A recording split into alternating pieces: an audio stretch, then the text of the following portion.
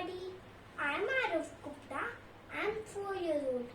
Today I will recite a poem on protection of natural environment. Do you know what is natural environment? Yes, it's air, water, land, forest, and Mother Nature.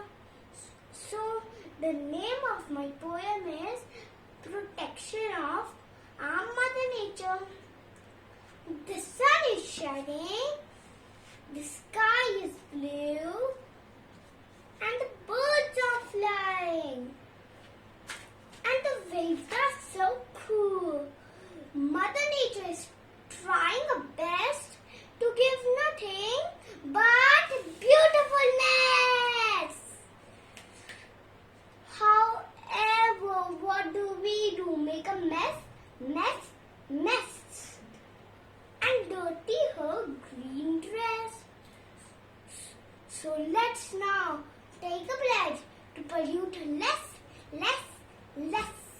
and make her the best. Thank you.